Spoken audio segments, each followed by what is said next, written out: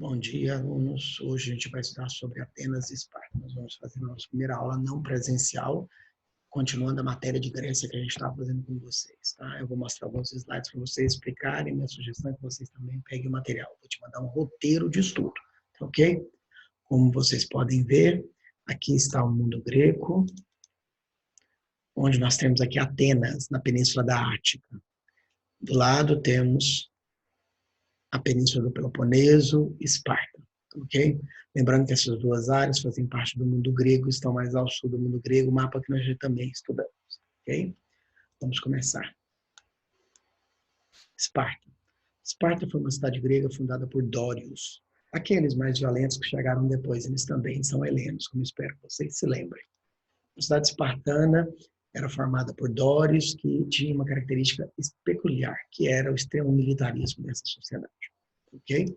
Bom, os espartanos eram educados para a guerra, os espartanos estavam preocupados com questões militares, os espartanos tinham uma sociedade rígida que acabou caracterizando-se por dois elementos básicos, a xenofobia e o laconismo. Ok? Bom, a sociedade espartana vai ser dividida em três grupos sociais básicos. Os Spartiatas, que eram os descendentes dos fundadores, os periecos, que eram os homens livres, mas que não tinham direitos, e os escravos, que no caso deles eram chamados gilotas. Essa sociedade era oligárquica. O que significa essa palavra aqui? Significa que apenas e somente um grupo reduzido tinha poder político. Veja aqui o esquema que eu acabei de falar para vocês. Espartiatas adultos, ou espartanos, ilotas e periecos, ampla maioria. Lembrando de que os periecos eram livres e os ilotas eram os escravos. Uma curiosidade dessa sociedade. Os ilotas, que eram os escravos, pertenciam ao Estado espartano. E tudo nessa sociedade praticamente pertencia ao Esparta. Tá? Eu vivia para Esparta. Eu existia para Esparta. Bom, do lado de cá você tem a estrutura política deles. Você tem um governo formado por 5 indivíduos, chamado éforos. Eles eram uma diarquia, ou seja, tinham 2 reis, mas eles não realmente controlavam o poder. Quem controlava o poder está aqui, é o éforo. E eles tinham um conselho formado por 28 pessoas, que eram os anciões. Para ser participante da vida pública de Esparta, você tinha que ter mais de 60 anos. No seu período de vida adulta, dos 18 até os 60, você era militar. Volta para o que a gente falou no slide passado. Essa é uma cidade militarizada. O cidadão de Esparta vivia para o Estado, para Esparta. Tá? E como a gente colocou, aqui embaixo tem os ilotas, que são sem direitos. Atenas. Essa sociedade cai bem mais que a Esparta, tá? Fique esperto com ela, a cidade ateniense é considerada por muitos o berço da filosofia, o berço da democracia. Esse é um fato indiscutível e, portanto, Atenas é muito mais importante para o nosso estudo do que a sua irmã, entre aspas, Esparta. Tá? Atenas foi fundada por Jônios. Então, aí, ó, uma decoradinha babaca. Esparta é fundada por Dórios e Atenas fundada por Jônios. Esparta ficava na península do Peloponeso e sua base era agrária, enquanto Atenas ficava na península da Ática e sua base era comerciária. Atenas é muito mais famosa que Esparta e, para quem não lembra, Atenas é a atual capital da Grécia. Comerciária e era formada no século VIII a.C., a população dele estava dividida em eupátridas, grandes comerciantes. Quem são esses caras? Os uns que tinham direitos políticos no início de Esparta e eram descendentes dos fundadores, portanto, são todos jônios. Tá? Os demiurgos, esse grupo é um grupo novo, ele surge no decorrer da existência de Atenas. Ele era formado por pessoas que, na sua origem, eram estrangeiros, né? Pai, avô, bisavô, mas que depois que nasceram em Atenas, acabaram sendo considerados atenienses, só que sem direitos. Tá? E, no caso, demiurgos eram os homens atenienses, só que sem direitos e ricos. E eu tenho os Jorgóis e Tetas, que eram atenienses, nasceram em Atenas, o pai e a mãe também, mas não tinham direitos e eram pobres. Então, resumindo, Atenas vai ter 3 grupos de atenienses. Os descendentes dos fundadores, que são os únicos que têm direitos, eupátridas, os demiurgos, que eram ricos, mas sem direitos, mas também atenienses, e os atenienses pobres. Tá?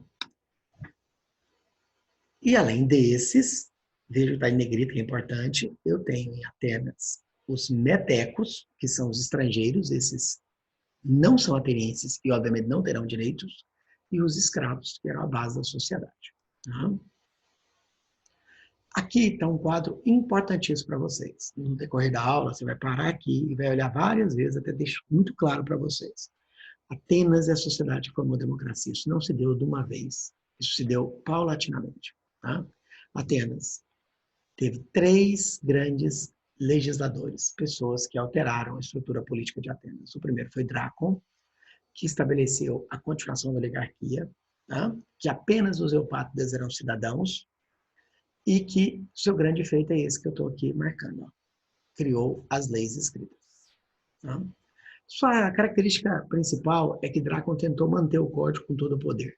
E por isso Drácon fez um conjunto de leis escritas baseadas nos interesses apenas dos eupátridas, repetindo, eupátridas, os únicos que tinham direitos, os únicos que eram cidadãos. O que o demiurgo, que era aquele rico, queria? Participar da vida pública.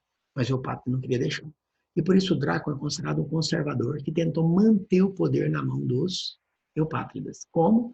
Fazendo leis muito rígidas, com punições severas, como inclusive a pena de morte.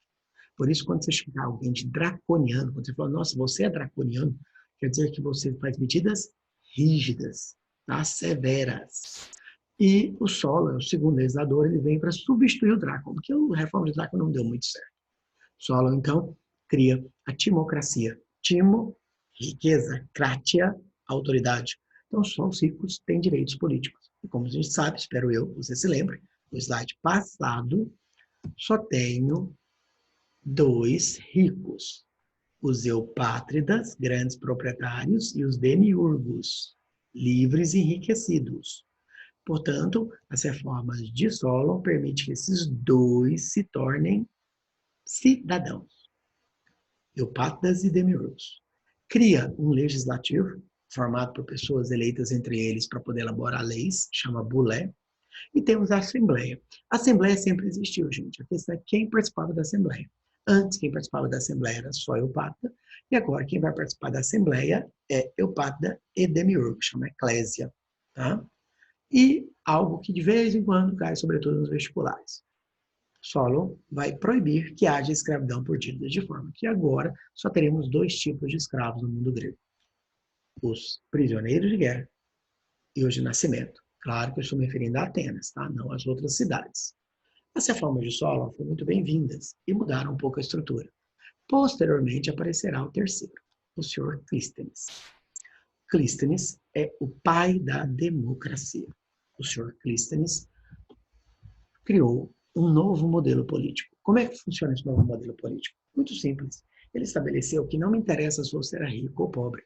Se você fosse ateniense, se você fosse homem, e se você fosse adulto, e obviamente não escravo, você seria um cidadão e participaria da eclésia.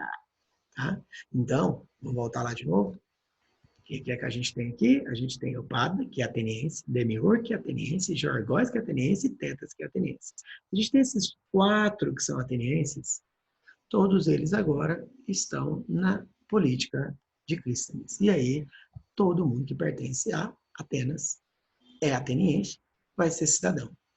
A palavra demos significa povo. Então, o povo de Atenas, antigamente chamado de Eupátridas, Tetas, Jorgóis e Demiurgos, respectivamente. Eupátridas, os descendentes fundadores dos grandes proprietários, Tetas e Jorgóis, os pobres, e Demiurgos, os ricos. São agora cidadãos e têm direitos políticos. Daí vem a palavra. Demo, povo, kratia, autoridade. A autoridade está na mão do povo. Democracia.